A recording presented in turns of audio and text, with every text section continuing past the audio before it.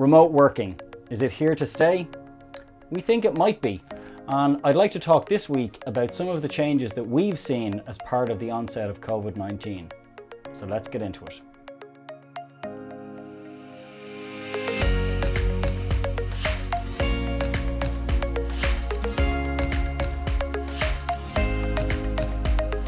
So this week I wanted to talk about some of the changes that we've seen within our own business and within our customers' businesses as part of people being forced into working remotely over the last 3 to 4 months. So I've got some stats here which I think are quite interesting. I know most of you will probably be aware of a lot of these. Things like the fact that millions of people have moved to working from home. In the US, 16 million people are now working remotely or have been working remotely, and that number has dramatically increased. And I think what's interesting to me is that prior to COVID-19, the number of people that actually wanted to be able to work from home and wanted to have flexibility in their jobs was actually quite high. So in the US, 80% of workers said that they wanted to have flexibility in their job and that they would actually not take a job or a role if it didn't have that flexibility for them. So that was pre-COVID-19, and I think it's maybe interesting to think about what people's expectations are going to be now that we have all experienced remote working. And I think for ourselves and our own business, we've been remote working for over 10 years. And so it's something that's very familiar to us. And when the lockdown kind of hit within Ireland, there wasn't really an impact on our day-to-day for ourselves. Now, many of us in the team had family members now that were working remotely for the first time. And so that was a bit of a difference. But our home office setups were, already established. We already had the tools and the equipment and the broadband and things like that we needed to be able to work remotely. But also our business is set up in such a way that other things such as the culture and the processes and the people were already set up to work remotely. And I think the technology is very important. We obviously talk about it a lot on this channel, but there are other areas of a business that people need to consider when thinking about working remotely and working remotely effectively. Now, what was interesting to me is some of the conversations that I've had with people over the last couple of months, and I had a recent one in the last few weeks with 2 different companies, both based in Ireland, and they both had around 250 employees. And they surveyed their employees and said, would you like to be able to go and work in the office? I think they were looking for some volunteers in one case to actually go into the office so that they could test out some of the new protocols that they're going to be putting in place. Out of the 250 people, only 5 people wanted or volunteered to work in the office. I think that's incredible that such a low number of people actually wanted to go back to working in the office. Now, that's at the moment. Maybe that will change over time, and perhaps it's because of other things, maybe not just the ability to work remotely, but perhaps being influenced by the pandemic as well. But I think it's interesting that so few people actually wanted to go and work in the office again. In one instance, they were looking for volunteers, and in the other company, they were just surveying people to actually ask, would you be interested in working in the office again? So I think that business leaders need to look at their setups in terms of remote working, and obviously, as I said, the technology piece is important, and it's important to look at tools like G Suite to enable your employees. If they don't have the tools, they're not going to be able to work remotely effectively. And we've certainly seen that. We've had a huge influx in inquiries from companies that are frustrated with the setup and the technology that they have, and their teams are frustrated with the technology that they have, and it's not enabling them to work remotely effectively. But for this particular video, I kind of want to look outside of that. How do we do things like maintain culture when we're working remotely? So I think this is something that a lot of companies are used to doing in person, where they would have company all hands, where they would maybe have posters and things up around the office, around company culture, even how their office is physically set up. So I think there are other ways that you can support company culture, but you need to think about them and how they work in a remote setting. When people are in their home offices, what is their individual setups? I think one thing that has shone through for a lot of companies, and again with some of the conversations that I've had, is that not everybody has the same home office setup. Not everybody has a separate room that they can use. Many people are working remotely in their bedrooms or in situations where they have multiple people living in the same house. So I think companies need to be considerate of those kinds of things. And I think in the long term, probably systems or solutions like funding people on a annual basis to set up their home offices, and that would be something that we would do at Damson, where we would put a budget aside so that people can get their home office set up, make sure that they have the equipment. And I don't just mean a laptop, I mean, do they have a good chair with good back support? Do they have a good desk? And is their work environment a nice place to work and a productive place to work? And then if that's not possible, or even if it is, to think about, everybody needs to get out of the house every now and again. You can get cabin fever. And so things like WeWork and Regis and those sort of hot desking type scenarios, if people are far away, maybe from their headquarters of the company, or if it's, if they don't want to necessarily travel in every single day, but they would like to work closer to home, there could be one of those hot desking environments nearby, and the company again could put budget towards that. So I think that there are definitely a couple of ways that the companies can support people in terms of their home offices. In terms of the company culture and things like that, I think companies need to think about internal communication. Internal communication is only going to become more and more important now and over the next year or so. And companies need to consider how they're communicating, the information that they're communicating it, but also how they're communicating internally. So I think videos are going to become more prevalent. I can imagine CEOs and executives in companies creating short videos to communicate with employees vital information. I think communication systems are going to change. You're going to see more internal communication tools like Happio, the one that we recommend for Google, being utilized within businesses to enable that sort of long form internal communication and short form internal communication. And I think, when people aren't able to have that sort of serendipitous meeting someone at the water cooler for a chat or going for a coffee, you need to sometimes enable those as well. So I heard an interesting one with a large company, I think it was GitLab, where they would set up people with a sort of random meeting. So a video call that you would join, you wouldn't know who was joining it. It would be someone in the company out of the 1,000 people. And it was a way of meeting new people within the organization and engaging with them. And I think that's a fantastic idea, a really, really clever way of creating that serendipity that you would normally get in an office, but that is hard to replicate in a remote environment. I think companies also need to consider that even if they're going to move towards a primarily remote environment, that they do have company meetups, and the company meetups will become more important because that's the place where people will have those human interactions.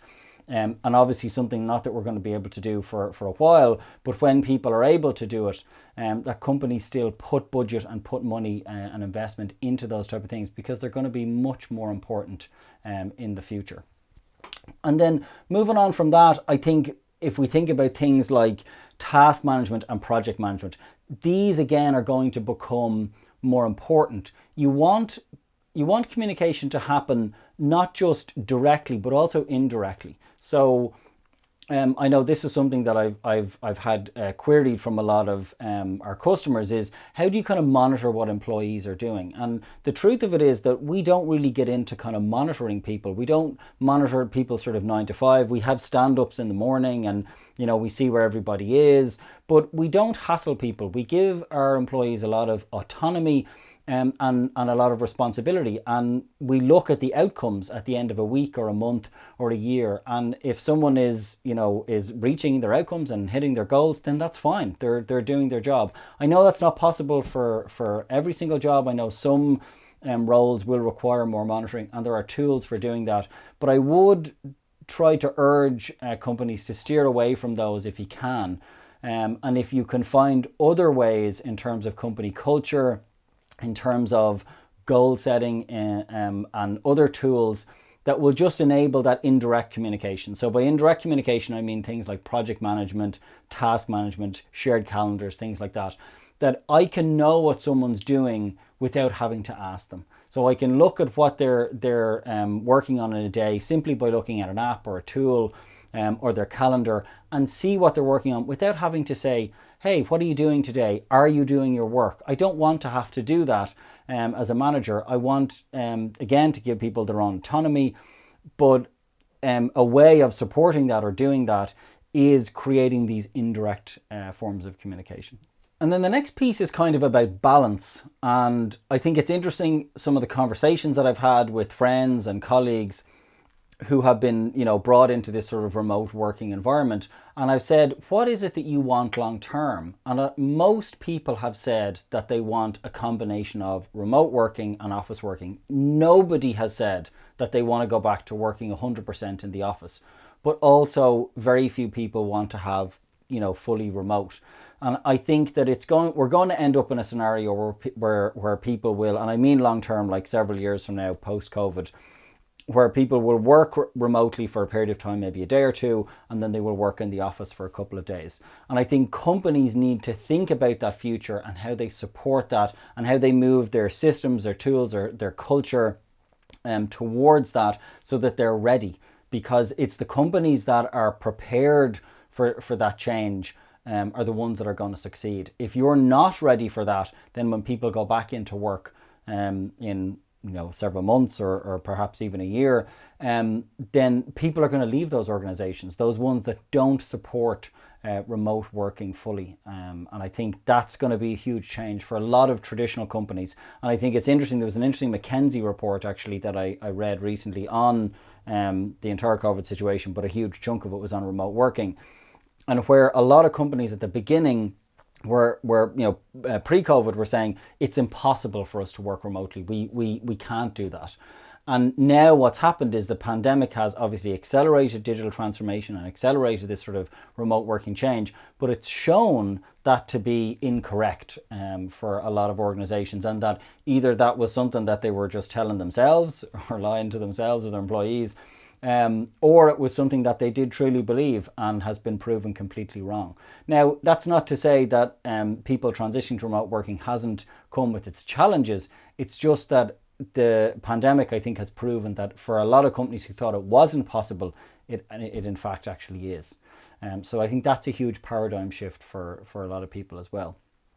And then the next piece that I kind of want to talk about is, what's the impact of this going to have on our society as a whole? So work-life balance, people been able to see family and look after the kids more easily, maybe pick the kids up from school, maybe one parent works remotely some part of the week and the other parent works remotely the other part of the week, allowing them to have more time with family and take the dog for a walk or whatever the case may be. And I think we're definitely going to see more of that.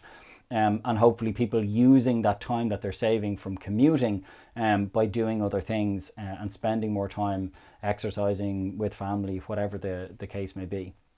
But I also want to think about what impact it will have from a negative point of view, because there's a huge amount of businesses that are supported by the fact that 1,000 people go into a particular office on a particular day, and that's going to be gone as well. And so we're going to need to look at supporting those cafes and restaurants that are going to be impacted by that. But also those companies are going to have to think about how they can shift their business, because other companies are going to pop up to replace them, because there's going to be demand, but the demand is now moving to home. So I think things like food delivery services lunch delivery services to people's homes is going to become much more popular. Maybe people who live near each other might even meet up with cafes in their local area, which could be positive for people's local areas, or they might meet up in each other's houses if they live nearby and they're colleagues at work. So you're going to see different things happening around that, and it's going to have negative impacts on some businesses. It's going to have positive impacts on others, and I think it's how we support those different businesses in terms of transitioning, in terms of thinking of new ways of revenue generation.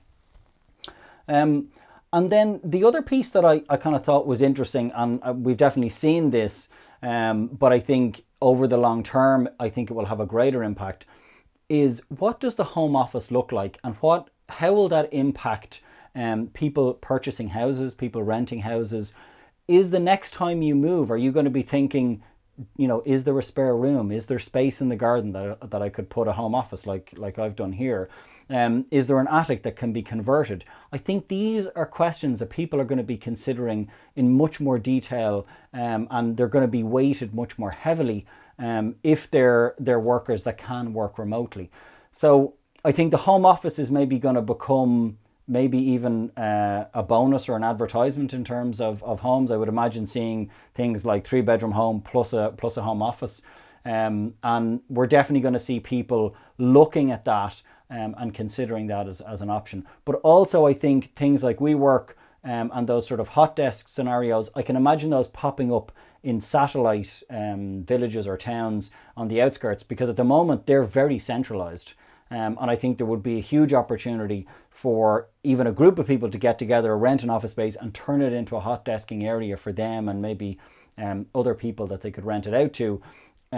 Maybe not with the same facilities of something like a WeWork, but that you could have a space, because your house isn't big enough, nearby that you could go and you could work on hot desk, and then maybe 1 or 2 days a week you're going into the office as well.